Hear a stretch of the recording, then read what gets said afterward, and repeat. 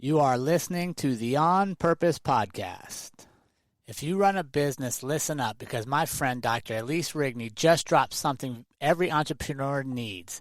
Elise is who we trust for our tax strategy, and she put together a free 40-minute breakdown of the new big, beautiful bill that will impact you this tax season. This thing changes a lot. Deductions, depreciation, write-offs, and most business owners won't understand it until it's too late. We've used her strategies ourselves, and they work. So grab her free training at the link in our show notes and get ahead of this bill before it hits your bottom line. There's a moment in every man's life, especially for veterans, first responders, and men called to lead, when the uniform comes off but the mission doesn't end. Too many try to navigate that transition alone without structure, accountability, or brotherhood. That's why I'm proud to partner with Mission's Purpose, a community built for men who refuse to drift. Inside the school platform, you get live calls, challenges, frameworks, and disciplined brotherhood that pushes you to rebuild purpose, direction, and daily structure. If you're ready for the next chapter of your mission, click the link in the show notes to join us inside the Mission's Purpose community on School. You were never meant to walk this road alone. What's up, everybody? Welcome to this week's edition of the show. You know, it's our privilege to have you here to get you thinking, get you moving, getting you questioning maybe a little bit about life. And I'm excited for this week's guest. I just have a real quick bio for him because I was researching, a few things intrigued me, and one of which was he's a self-described resilience leader. And I love that, right? Like getting people to be tough and movement and question things. So this week we're joined by Dr. John A. King, an Indigenous Australian author, poet, and as I mentioned, resilience leader. And I'm excited for this conversation to get into a bunch of stuff. He's got a nice cigar he's got going already. He's got a fancy hat, as you can see if you're on YouTube with us. And Dr. John King, welcome to the show, my friend. How are you today? Yeah, good, mate. I'm real good. Cheers. Appreciate it. I appreciate you, man. I just like your work. I'm excited to share some stories with you. I'm excited to learn from you. So I want to thank you for what you're doing, sharing your story so that others around the world can learn with you and grow with you and maybe see some strengths in themselves that they didn't know they had. Yeah, well, thanks, man. It's a privilege. I look forward to chatting. I like what you do. I love the people you're serving, and I think it's, and you got an appreciation of good hats, so that's really important. Yeah, man, I didn't even put mine on yet. Wait, matter of fact, I should throw that guy on for you. Yeah, sometimes I record in the hat. I just didn't have it on today. All right, John, before we get going, though, I got to warm you up, right? This is like I got to get the mind and the body going and let the audience know who you are. So you ready for some quick warm-up questions? All right, mate. All right, let's go. Here we go. What's something you learned about yourself lately? Oh, that's a great question. About a month ago, I was diagnosed with autism. And so I thought that was fascinating. So I've got complex post-traumatic stress. And I've had a lot of questions as to why I couldn't resolve some issues. And for me, something like a diagnosis is a reason, not an excuse. A lot of people come across things like this, and it's an excuse why not to. For me, it's a reason to understand why and how to mitigate some challenges and do some things. So that's a very, very good question. I wasn't planning to ever to talk about that, but thank you. How are you handling that? Like, what is your strategy? Very well. Look, as I said, it was very exciting for me because it made me. So I was trafficked as a kid, and so I grew up in a very adverse situation, and I had to become a very good liar and a masker. And people with autism are about 4 times more likely to be abused and trafficked than those that aren't. And so I grew up with this absolute lack of understanding of authenticity. So now you bring that forward with a series of masking behavior, you find out about one thing, then you find out about another, but you still find yourself with a series of traits that you're not sure why they are and why you operate that way. And when I had a conversation with this person, it was like, now I get it. Let's actually got a label for it. And the label just gives me something to beat. It doesn't give me a reason why not. It gives me a reason why. And so, your past will either define you or refine you. And so, again, as I said, excuses and reasons. So it's been really, really productive, man. That's it's been great. Good for you. All right, what's a small habit or ritual that's giving you energy lately? Oh, the one that I come to every day is Christ coffee and cigars. I'm a Christian man, and I start my day with the Creator of the universe and a good stogie. Good for you, dude. I just sit around and talk to him. He's very, very funny. Why he tolerates me, I don't know, but he's got a hell of a sense of humour. And he talks like an Australian. I don't know about how you guys hear him, but God, as far as I know, mate, is his front row forward. He plays rugby. He's an old rugby player, and he likes a good cigar. And he's got a wicked sense of humour. He's got a lot of hats. He's got some great hats. And he's probably bald, mate. That's the other thing too. Awesome. So I sit around and have a chat to him, and we talk about gym is a big thing to me. Brought a red light sauna just recently. And that's been a really interesting addition to a series of biohacking for biohacking trauma and dealing with that. So that all makes up a very, very rigorous or focused morning ritual. That's good. All right, who's someone in your life that's influencing your thinking or inspiring you today? It'd be Melissa, my wife. Yeah. Melissa, where someone else saw trash, she saw treasure. And she's been my go-to girl. She's talked me off the bottle and the barrel a couple of times and been there when in the darkest days, I only ever met Melissa after I had recall of what happened to me as a kid. And she literally didn't know me well. She never knew John 1.0. And so she's been, in this wrestle with me for the last, 10 years. That's awesome. Yeah. All right, one more. When you think about the season you're in right now in your life, what word or phrase describes it for you? Writer. Okay. So John 1.0 was before John Ageddon, and John Ageddon is what the internal marketing department calls the recall of what happened to me as a kid. So, and you'll know this from PTSD, your brain changes neurologically when you have this recall of all this stuff. So that was John 2.0. And John 2.0 and John 1.0 never got on. They've been fighting each other for the last 15 years. John 2.0 is pretty sure John 1.0 was an anal stuck-up bastard and wanted nothing to do with the guy. John 1.0 thinks John 2.0 is a lazy prick and just wants to sit under a tree, smoke cigars, and poetry. So I thought, fuck it. I'm just going for John 3.0 because those two bastards can't get on. And John 3.0 is going to be a writer because those guys have got nothing to do with any of that shit. So yeah, man. Dude, Jesus, my cigars and my coffee are going, fuck those guys. We're out of here. They're crazy, man. They got a certificate. Oh, that's great, dude. That might be the best answer I've ever heard for that question, John. Congratulations, man. Cheers, brother. All right, so let's just start kind of where, in my research for you, a lot of stuff seemed to have started in 2008 with the recall. Right. So talk to us about who you were before 2008 and kind of that moment when things started coming back to you. So I was a very successful entrepreneur, had a series of businesses, traveled the world probably 9 months of the year, speaking in corporations and non-profit groups. And made a lot of money, man. I was buku. I was the blowy and goey sort of guy. I had it all together. John 1.0 literally had it all together for all those things. But John 1.0 was devastatingly unhappy. And he didn't even know that he was unhappy because he was living from the outside in. And I think most of us spend our life living from the outside in until we make a decision or we have an epiphany. And when I had recall of what happened to me as a kid, I lost everything. I lost my business. I ended up losing my marriage, estranged from my children.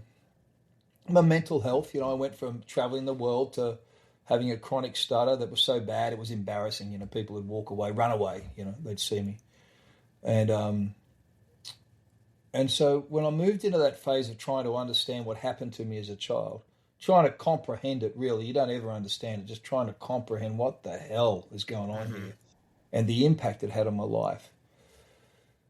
So that was John 1.0, and very successful business guy. And then I had recall of what happened, and that happens a lot for men between the ages of 35 and 45. Suppressed memories, rationalization of thought processes. And when it all came flooding back to me, it started, and it really didn't stop for about 7 years.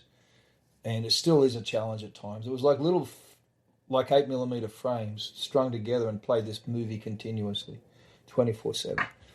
And that's the nature of trauma, particularly suppressed memories or things that aren't dealt with, because the brain will go into survival mode and it will suppress things. And then at some point it says, okay, in order to move forward, we're going to have to actually deal with this stuff now. And you don't get to choose that. I think you can if you're aware of it, but the moment you're aware of it is really the moment that you're starting to deal with it. And if you're not, if you've really clamped down on it, to survive, and I know that I was in that phase, when it came back, it was forced upon me. I had to face this stuff. Was there a trigger that brought it back? Can you pinpoint daffodils, brother. Daffodils. So when I was growing up, there was a lady that lived, 2 or 3 doors down, Mrs. McGregor, and she had these plum trees, and they'd sit in the front yard, and under a plum tree, she'd planted these daffodils. So when life was pretty tough, I'd get up and I'd walk to school, and every spring I'd wait for these daffodils to come up, and for me, it was like I was counting that I'd survived one more year. And in 2008, it was a beautiful spring morning, mate, like The Simpsons, like blue sky, little fluffy clouds. It was perfect, man. And I remember stepping outside. It was about 2:45 in the morning. I was going up to have morning tea, a cup of tea. And I looked down and I saw these daffodils. And I went, they're beautiful. And then it came flooding back. It's like everything that was tied to my childhood was somehow wrapped into that. And that was a moment. And that's why, the term trigger, people really use it and abuse it. And it's not, it's when you actually experience a trigger tied to a traumatic event, it is absolutely devastating. And it rocked my world. I literally went overnight from that to a chronic stutter and inability to communicate. Cried for 5 or 6 years. I had daymares, nightmares, constant recall. It was a complete mess.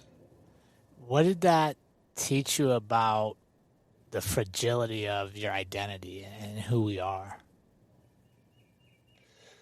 Great question. I'd like to reframe it if I could. Yeah.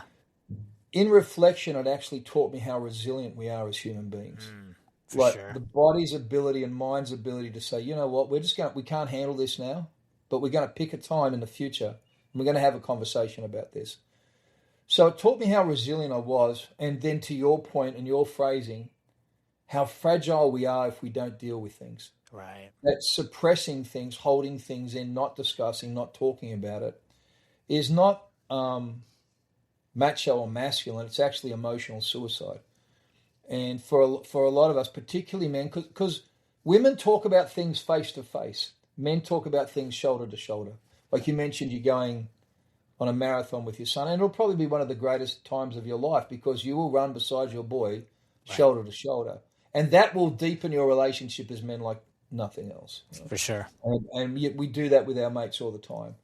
So even when it comes to therapy, men are put into an environment which is counterintuitive to us. I don't want to sit across the face from some guy or some girl and talk about crap. I want to go and hunt things, do things, fish things, build things. And if I want to have a chat, it's going to come up, And so for men, when we do that, it's a couple of things that stand in our way of doing it authentically. And some of it has to be very decisional. We have to choose to sit down with a mate and have these conversations. And so I don't know, man. I forget what I was talking about, but I was just wrapping it on there. So that was perfect. The fragility of identity or the resilience of our identity. Yeah. And I think you said something that's super important there, and that's when we become aware of it. Yes. So authenticity starts with self-awareness. So a liar who lies is authentic. A thief who steals is authentic. They're true to who they really are. Understanding who you truly are, your real nature, is very important to be authentic, living true to yourself. And when you live from the outside in, you allow cultural norms, background, childhood, other people's philosophies to dictate who you are. Then you're always going to be subject to those things. Only at the point where you stop and say, you know what, I really need to live according to what I believe, which is interesting. Purpose, mission, vision, and value. But when you don't have a purpose, you don't know what your mission is, you haven't got a vision for your life, and you don't know the values that guide those things, you can't live authentically. And it sounds like a little bit like a business seminar. It's really not. It's just spending time with yourself and asking some deep questions. Throw the bloody phone away and go for a walk in the woods, and just have a conversation with you. And, it's something I learned from my family in Australia, from my Aboriginal brothers, is the ability to sit with self and sit with situations, be it grief or life or struggles or whatever, trauma. And the ability to be able to sit with those things in such a way as to learn from those things and not fight those things is a little bit, sounds tree huggerish and a little bit like crystal grazing. But the fact is, it's just a reality and a truth. And I think men who are comfortable with themselves are a different breed. And I think it's a very important skill because our society is very, very shallow. And unfortunately, the generations coming through, I think some of them have a sense of value of mindfulness and mindfulness of self, but in a very self-absorbed way. And so when I talk about coming into tune with yourself, it is not for self-gratification or flagellation.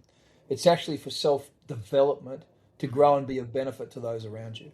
The greatest work you can do on yourself, the people who will benefit from that are the people that you love the most.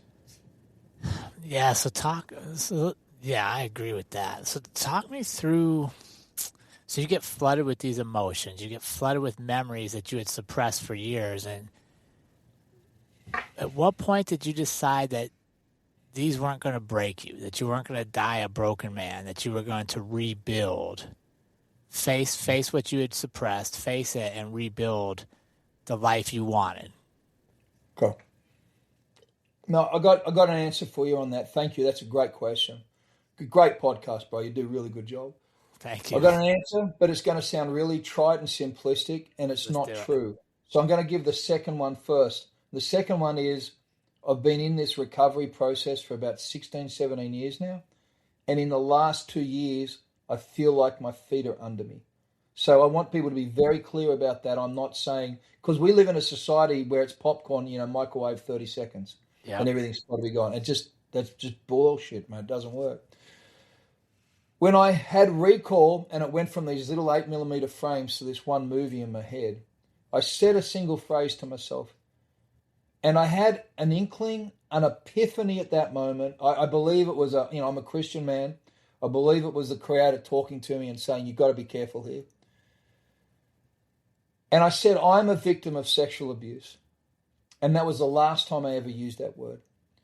Because I just knew instinctively, if I allowed myself to be labeled the victim of anything, I was never going to recover from this.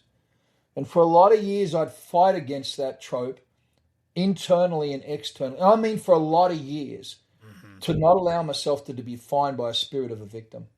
To not allow myself to be trapped in this world by anybody. Because you can shop a victim narrative. You can go to a lot of therapists, a lot of groups, get a lot of support from people because you've had a really tough run of things. Be it in the military, be it in the police, be it because of trafficking. And unfortunately, those things define you. They don't refine you. They don't make you into something. Your life actually stops. The moment you start saying, I'm a victim of my past, is the moment you stop progressing and going forward. Now, you can understand your past and reflect on that into the future, but the moment you allow yourself to be defined by... And I've lost some great mates because of it. I'm at the moment watching one just die, talk himself to death, because he won't graduate from being a victim. How did forgiveness play into that for you? Forgiveness is the most selfish thing you can ever do for yourself. And it's something you've got to sincerely learn to do. And it's absolutely crucial.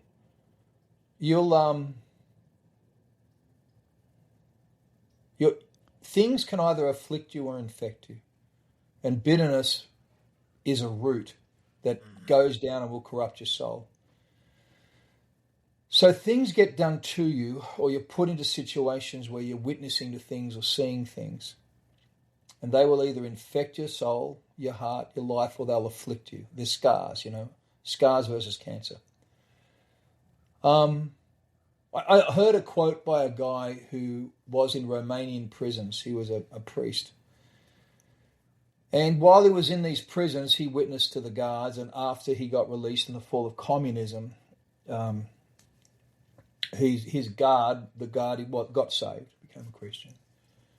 And someone said, well, brother so-and-so, how's it gone with reconciling with this guard guy? He said, I haven't.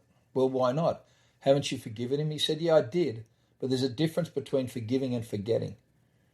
And I think we confuse that. My ability to forgive the people who did this to me is very, very powerful. I can forgive them, but I don't have to forget that they did this to me. Right. And I think that's very important. And because I didn't forget, I saved my children from being exposed to them. Because I didn't forget, I was allowed to put the actions that they did to me that were not caused by me with them. And it was their problem, their issue, and I didn't have to address it with them. I didn't have to try and reconcile with them because I didn't forget. Yeah, that's powerful. What was that process like for you, working yourself through the forgiveness stage? You've got to sit with it a lot. It takes a long time. And you come back to it. And I think this is a challenge, and I think this is where men get stuck a lot too. If something happens, we say we're forgiven and we have, and then it comes back up again. It's a little bit like climbing a mountain. And I think we like a mountain analogy because as men we want to climb and overcome, and we want to get to the next heights. But if you're facing north off the mountain, you've got a particular view. You go around the mountain as you go up, you're going to come to north again, and you're going to see the same view. What I've found in life is as I've traveled around the life path of life, going up, progressing, changing, Maslow's hierarchy, I would come to the places where I was looking north or south, and I would come to the same things that were once a problem, and they still were a problem. I just had a new opportunity to deal with them in a new and different way. I think when we... Okay, here's something that people may not like, but I don't think you ever recover from trauma to the level that some of us have been through. I think you spend your life managing it. And my sole task for the last 15, 16 years has to be accumulate tools for my toolbox. And it's like, in my head, it's like a little red toolbox with a little red loop and a little black handle, we had as kids. And in my head, it's that. And in my head, every time I discover a new thing to cope and manage, I call it a new tool, and I put it in my little, mental toolbox. And as I go through life and I come into a situation, I go, I know how to handle this now. I've got a tool for that. And I think the more we spend time in the journey towards wholeness and wellness, the more tools we accumulate, which gives us the impression to other people that we've become better. You don't cure this thing. You learn to manage this thing very, very well, seamlessly. But what's important is like an alcoholic, and one of my brothers is an alcoholic, and he says, I've got one more binge in me. I don't know if I've got one more recovery. And I think for people with a mental illness, it's very important to understand that I have to be vigilant. I have to keep eating right, going to the gym, doing the things I know to do, reading, making sure I have a good smoke every now and again, because those things are valuable and important to my mental health. And so that little toolbox, they're the things which going forward are very important for me. Yeah, you said something there I'd like to expand upon if you could, and that is that recovery, you're constantly managing it, right? It's not going to be this moment where it just goes away and it never happened to you. And I think sometimes we get tricked into thinking, if I address this thing and do this thing, it's gone and I move forward. without it, but it's always there. And I'd be curious what you think about accepting the fact that it's always there, it's always part of you, but I can manage it. Yes, that's a great way to put it. So I traveled the world preaching, seeing a lot of things, incredible miracles. I mean things that were like red letter biblical stuff. And so I believed that God could do whatever he wanted to do. That if he could get me to be free from this thing called trauma and PTSD. And the church doesn't have a really good doctrine on suffering or mental health. They really don't. We've never spent time, some have, but most people don't want to hear it. We want to, whatever, man. Rainbows, sunshine, and, unicorns, whatever. As opposed to Scripture, Christ, and understanding Romans. So we don't really have an understanding of that. And I think, anyway, restate the question again. I was waxing eloquent and I lost thought. Yeah, just accepting the fact that, like, being aware of our trauma, being aware of what we've gone through is always going to be a management thing that it's never just going to go away, and we'll get to a point in life where it never happened. Yeah. And accepting that as part of your story, and that it's actually a strength in your story for most of us. I think it is a strength, mate. I think it's very much a strength. Because if you allow it to, your past will make you who you're supposed to be, who you long to be. I like John 2.0, as I said before. I never really understood John 1.0. Right. He didn't like himself. John 2.0 likes himself. John 3.0 is getting really comfortable with the future. And I think if we allow ourselves to not be a one-trick pony, allow ourselves to grow, and it's the concept of sitting with something. You have to be comfortable with it, and you have to be comfortable managing this thing. And a lot of us aren't, because we don't want to really spend the time. We want to take, look at Ozempic. Okay, we're going to take a shot that's going to reduce our muscle mass. And so then all we are is fat on the bones. Like, dude, okay. Why don't you just staple your mouth shut or cut off a leg or something? It just doesn't make sense that you're going to do that to yourself. Right. We want to take these shortcuts. And, I'm not talking about chronically obese people or people who've got a thyroid problem. Look, I get it. But, 60% of America's fat. 60% of America doesn't need self-discipline, maybe. But it's a different thing. Yeah, for sure. So, John, talk me through this. At what point in your personal healing and in your journey did you go, wait, I can share this with other people and help them? When did that become your mission? Less about you and more about sharing it so that others could join you and work through theirs?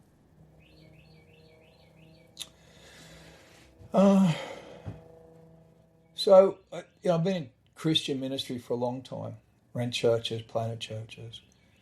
One of the challenges I always had was that people who would become new Christians would get very excited, and especially if they were rock stars or whatever, people would throw them on big stages, and 12 or 18 months later they'd fall because they weren't able to reconcile their faith with temptation, trials, and, the word had not taken root. And I never wanted to be that guy. I'd actively encourage people that came into our work to take their time and spend more time concentrating on Christ than building a platform. And I never wanted to be that guy. And what I found, the challenge I found when I was trying to get some sort of therapy or help, is there was none for men. Still in America now, there's multiple, probably hundreds of houses for women and girls, and there's only one place for men. It's in Texas. I think they're starting another one in North Carolina. There was no therapy groups for men, no therapy groups for men that have been predominantly raped and abused by women, as was my case. I tried to go to those, and they'd call me a predator and a pervert, and it was just really a horrible time. So I ended up reading 200 books, and I just decided I was going to work out what is this thing called PTSD. I went all the way back to the Napoleonic Wars, up into the Civil Wars, into Patton and World War II, and battle fatigue and all that stuff. And I remember sitting, at this stage I was divorced, and I was living in a one-bedroom apartment with, a cement block bookcase and a mattress on the floor. I was basically a bloody college student again. And I had a group approach me about doing a documentary, and that documentary went on to become very impactful. A couple of people had done different documentaries. And it was at that stage that I was started to write poetry, and I published poetry anonymously. And my goal was to just try and find one other guy that I might be able to encourage. And that's really how it started. But for me, that process started in 2015. So I was 8 years, and I knew my feet weren't under me. But I knew... So there's 4 tenets I live my life by. One is being authentic. Number 2 is imagining a future you want to inhabit. Number 3 is allow these truths to set those goals. And number 4 is live susu, the old Finnish word. And so for me, I was coming to terms with being authentic. And I wanted to imagine a future that I wanted to inhabit instead of just living in this concrete box. And that future involved that I never prayed why this happened to me. I only ever asked that he would turn all things around for good. And my future involved this being turned around for good. So when they gave me an opportunity to be on this documentary,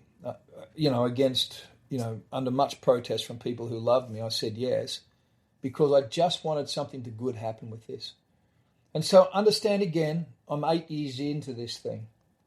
I've got a chronic stutter. I'm living alone by myself. I'm living from paycheck to paycheck. I'm trying to put my life together, trying to rebuild with my children. And I just knew I didn't want to have then as I didn't want to have my now as my tomorrow. And so I started to try and do something and put myself out there. And it was very, very difficult. And I paid a lot for it in terms of emotional cost. But it was just the right thing to do. And if people are going to do that, they have to be ready for it. And when you think you're ready for it, you're not. It's when you know you're not ready for it that you possibly are. I know that's counterintuitive. Yeah, no. What was the hardest part of that decision? I was totally shit scared. Yeah. Totally shit scared. Just putting myself out there, telling my story that, I'd be known as a man who started having sex at 4 with female caregivers, that. And that's why I started publishing the poetry anonymously, because my kids were, in school at the time. Yeah. And but at this stage they were being homeschooled, and it was a little different. And so I just knew that I had to. I don't know. It was just very frightening, and really it's just not nice. Like I've got a lot more miles on my clock now until I was talking about this stuff. Right. But before, if I ever did an interview, it would take me 3 or 4 days leading up to it, which would be very difficult, and 3 or 4 days after. I just wouldn't talk about it, and I just didn't, So how did this? Didn't know I did. Yeah, no, thank you so much for what you're doing. How did this lead you to creating the foundation, the Give Them a Voice Foundation? Because no one talks about the fact that about between 45 and 55% of all trafficking victims are male. No one talks about the fact that about 45% of perpetrators are female. No one talks about the fact that there's somewhere between 1.5 and 2.2 million soldiers that have been males that have been affected by military sexual trauma. That 40% of all reported cases of military sexual trauma are by men, and they're the only one. They're the ones that are talked about, the disclosed ones. So, and again, with pipe hitters and first responders, like I was working with some very, tough men, tip of the spear guys, and about 60 to 75% of them had adverse childhood experiences. And if you look at it in law enforcement, like per population, about 1.6% have had adverse childhood experiences, ACE. Police are 4 times more likely. In fact, 13.7% of all police officers have had adverse things, but with paramedics and firefighters, it's more like 38%. So if you look at the impact of that career-wise, and we're not talking about any of these things. In fact, if you disclose it to the VA that you've got a childhood issue, you have a pre-existing condition and you learn your benefits. As a copper, you talk about it, you're on desk for the rest of your life. And that's not what you signed up. That's not why you signed up to wear the badge. So people just weren't prepared to have conversations about men. The Me Too movement is classic about that. It had an opportunity to be all inclusive. It was very much gender politics.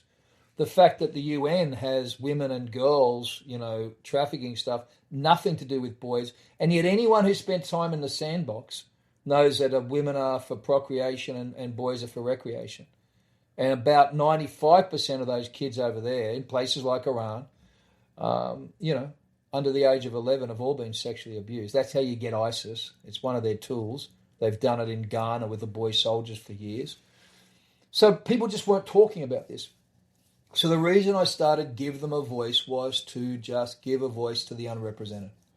And we were prepared to deal with any organisation across the world that was working in trafficking as long as they were working with both boys and girls. And what was it like getting that launched and getting that off the ground and getting traction?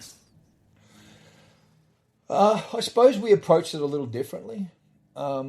We had the opportunity to work with a group that were involved in the tail end of the Epstein group, Epstein situation back in the day, and then the guy that took over from me from Peter Nygaard. So we were working with that level of people, running investigations on a range of people. We had, at one point, the organisation was burning about $1 million a month caring for some kids in protective custody within the US. And, it became very dangerous for us. I'm an old rugby player, so, I'm smart but not clever. Like, I just want to climb into a fight and have it. But then I fell in love, and my kids were living with me, and we had devices on our cars and houses bugged and all sorts of things. So that's when we really did a public pivot towards trauma. What I learnt during this phase was how disappointed I was in some non-profits and their basically re-trafficking of traumatized human beings to raise money. I found it an abomination, and I really just didn't want to be a part of it. Right. So we just went about doing what we could do, help people on the side, very silently. I kind of feel that anyone who's got their name on a banquet for fundraising for rescuing kids from cartels is full of shit. Because if they were, they wouldn't. Because they couldn't. So all of you folks out there writing checks, have just a little think about that from Uncle Johnny. Put your money somewhere else. Yeah, no, that's true. It's such a political term right now, right? Everybody wants to be associated with it, and dude, that's the thing. Not actually solving it, just associated with it to put it on the resume. It's really sexy to help people get it free, and which is a horrible way to say it, but it's the truth. You know what's not sexy is recovery, and that's what we focus on. I worked out it costs about $10,000 per person per year and takes about 10 years. Personally, I spent 15 years and $300,000 to get better. Yeah. And I was privileged to be in a position to be able to do that. And that's why we actually started the Give Them a Voice Foundation, and what came out of that, the Phoenix Collective. We took that 15 years and 300,000, we put it into a course that people can take online, and self-paced course. It'll take them between 3 months and 2 years to go through it, depending on how they do it and how many times they want to do it. And it will basically everything I learned out of the 200 books and 15 years of working out, we just, they could just go through it and do it, man. Hopefully get further down the track than I have. Yeah, and I think just accepting that's going to be a long process, and it's always going to be a long process. It took you a long time to mess up your life. It's going to take you a long time to fix the bloody thing. Yeah. So let's pivot here, John. I want to get into your writing a little bit, right? You wrote No Working Title anonymously, as you said, because you weren't sure your community could handle the truth, right? You weren't sure about that. What did that teach you about honesty and leadership? No Working Title for me was cathartic and therapy. And, I suppose in some ways self-indulgent. It was a way for me to try and process what happened to me as a young man and the impact of trafficking and pornography as a young man and the impact on me later on in life. The destruction in relationships, the the devastation of a life, the dreams and things that I will never have an opportunity to see because of what happened and who it caused me to be. Right.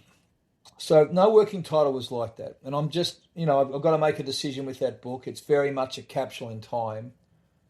And a lot of it has to be re-edited and rewritten. It's very raw. It's definitely not a coffee table book. You do not want your grandkids picking that crap up, man. Like, to read it is just, it's rough, man. It is visceral. It is raw. And so that was that. And then the next book so I've written about 30 books, and most of them were in the John 1.0 stage, and all about business leadership, business development, coaching, all that sort of stuff. So in this next phase, No Working Title was the first one of poetry. And then Deal With It is the one that's just come out of that, which is a memoir on how we recovered. And my agent, I got blessed with a literary agent. She's shopping that as a memoir at the moment. But I'll probably just bring that back out to people because I think it's a bit of a hard read. It's a hard read for a publisher to think there's a market for it. It doesn't really sit next to Chicken Soup on the Soul. It's my doctorate's in theology, but I tell people it's turning shit into fertilizer. If I was to release that book again, I would call it Turning Shit into Fertilizer, because it's a great read. Like, the lives have been radically changed because of that book. Thousands of letters thanking us for it because Melissa and I wrote it together. Yeah. And this next series of books that I'm writing are fictional recounts of being trafficked, of our work with the Epstein and the Nygaard case. And the latest one is on military sexual trauma, about the impact of PTSD, VA and DOD corruption. So that's the latest one. How did the writing help you become more resilient? How did it be, like, tapping into that? I guess how I want to phrase it's like a lot of times when we're thinking through things, we're thinking very logistically, very like step-by-step overcoming. How did you get into that creative side where you just allow things to flow, play into your resilience, and you're building into this John we see today? Great question. So there's two parts to writing I've come to learn. There's the creative and there's the editorial, and there's a brain swap that happens there. So when you start with the creative process of writing, you're dumping your information, your ideas, your thoughts. The problem we have is we do that, then we see a spelling mistake and we go back to that, and we're literally swapping the sides of our brain from right creative to left analytical. And that's what you can't afford to do. So you need to get it. For me, I just need to get my whole book out, and I did that with Deal With It and the poetry, and I've gone back over and over again. So that's one. But if it's like your soul is constipated and you can't get it flowing, there's something there you want to say. You want to think that you're seeing something inside that needs to be dealt with. Pen on paper is a very powerful thing. And I say pen on paper as opposed to thumbs on phones or tablets. Taking note in your phone just counts for gathering ideas to write about later. It doesn't count for anything else. Because it's been proven neurologically that there is something that happens between the hand and a pen on a piece of paper when you're writing in a particular way. There's a process that happens in how your brain rewires things and recalls things. When you're doing this, it's a different sort of response altogether. So there's all the studies out there people can read on that. So I would suggest if people wanted to start to use writing to process this, you block out a section at a time every day, and it's the same section at a time. For me, it's normally first thing in the morning before I hit the gym. Because I want to go to the gym, I don't want to write. And if I don't do my writing, I'm not allowed to go to the gym. So, I've got all these rules. Whatever. So I just sit and I look at a paper, and sometimes I'll go just weeks looking at a paper, maybe writing one or two sentences about some stuff. And then I'll just start to talk. And for me, it's a very prayerful and a meditative thing. It's like, man, I'm dealing with this at the moment. I've been thinking about this, and I'm wondering if I take this and can I build some water tanks outside the house? And then I'll start to think about that and chickens. Then I start to think about why I want to have water things, because the world's gone fucking crazy and they're all going to drop bombs on us and fucking all this sort of stuff. So I definitely need some chickens. Well, if you got some chickens, well, what does that mean? Well, I don't know what having chickens means, but where the hell am I going to put chickens? And by the way, I remember a time when I was a kid and I was a farm and I got abuse. Oh, yeah, okay, wow. How the hell did you get there from water tanks and zombie apocalypses and prepping? But I got there. So then that starts the next whole series of conversations you're having with yourself, you know, that I'm having as a Christian man prayerfully. Okay, well, God, what does this mean? You know, why bloody chickens? What's going on with this, you know?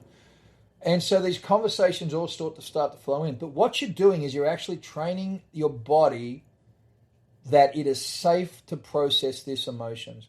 Because if your body feels fearful, if your mind thinks this is a stressful thing, which it is, and you're in a dangerous place, it's not going to process it.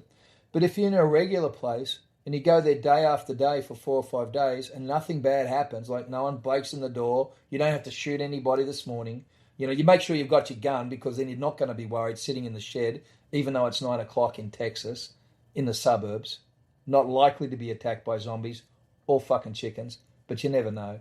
But I've got a gun. I've got an AR. I've got 45 rounds and a ballistic vest. And I'm in my shed with my Bible, my cigar, and my coffee. Okay. Now I can write. No, I can't. I've got to go and get one more thing out of there. I've got to get a survival pack and a whistle. I need a whistle, a flotation device. Now I've got a flotation device with a fucking whistle and some floaties. Now I can write. So it takes me a few days to warm up to this. But here I am. I'm writing. Dear God, it's hard to write. My floaties are getting in the way. All right. Cheers, John. Okay, I got one sentence down. It might take me 2 weeks, but then it's going to get easier and easier because I'm training my brain. I'm safe. I'm prepared. I'm comfortable. And I really want to have this conversation with myself. Yeah, that's such a funny story there. Yeah, 100%. I agree. That was good. Good way of explaining that. It gets you ready to go, and it allows that emotional safety. Because that's the thing a lot of us are missing, right? Is because we don't address things. We live in a constant state of, I don't want to say fear, but hypervigilant. Like our body's still in a place where it's in fight or flight, even though right now we should be relaxed. Yeah, and you've got it. It's a trick. Now you'll know it. We spend our lives as men, particular types of men, you know, if you don't have like too much soy and, you know, you've got a cool hat, then you are on with your family. And if you take a particular sort of career, you're on all the time. You have to actually train yourself and say, in this parameter, in this space, I have everything to keep me safe and I am safe. And it's a mantra. I have everything to keep me safe. I am safe. She's safe in the house. I am safe here. I check the front doors before I come to my shed in the bottom of the garden. Why? Because then she's safe. My gates are locked. And they sound very silly, but they're actually not. Because then I can go, I've got nothing to worry about. I'm safe in this space. I want to do that. And the brain goes, okay, now we can have some conversations. And I think being proactive in that is a tremendous thing to be able to be. And it sets you up for wins. Yeah. Yeah, no, it's especially for our veterans that are maybe coming back from being overseas where they're hyper-vigilant about everything. It's just having that conversation that, okay, this is the safe spot, and I've done all the things to keep it safe. So now I don't have to be on guard. Yeah, it's like going to the gym. Okay, we all go to the same gym. And, you know, we just all go to the same gym because we know the people in the gym. If we see a stranger, we don't, you know. But being aware of those things, instead of just fearful of those things, like, who the hell's that guy? Why the hell is he wearing tapered pants? Why is he singing to Taylor Swift? That guy's a loser. We know that. But he's not likely to explode. He doesn't have a pager on. He's not going to explode. Yeah. But what we do is we know where the exits are. We know we park in the same spot, and it's okay to have those routines. Yep. Often we tell ourselves that a normal person wouldn't have those routines. You're not normal. You're crazy. Okay, so you got a certificate, you know, use it. Yeah. I have to do this redefine normal. Who knows what bloody normal is anyway? Right. Redefine it. It is normal for me to park in the same spot, check through there, check the exits, make sure as I'm walking up on the doors, if anyone's following me in, I don't let them follow me in. I step to one side. My wife is used to being scooped. Scoop. Why? Because there's a granny in a walker. Who fucking knows what's in that walker? Fish! Scoop. Yep. Go, granny. Yeah. So we do it. We go to the same thing, and we go into the gym's too crowded. Fuck that. I'm going to go do kettlebells over here. We can get it done. But it's okay to have these rituals because these put boundaries and frameworks into our life that we can manage ourselves. Yeah. And if we do that enough times, we do that over time, enough times over time, then all of a sudden we're training our brain to think differently, feel differently. Yeah. And then that'll start to overlap into other things. We'll always be vigilant, which is okay because it's more to do with the nature of us as men as opposed to the nature of our trauma. Yeah. And that's okay. We are created. The Creator made us that way. We are those people, you know. I love it. John, as we get ready to wrap up, I have a question I want you to ponder for a second, and that is this. When you look at the man you are today, what are you most proud of?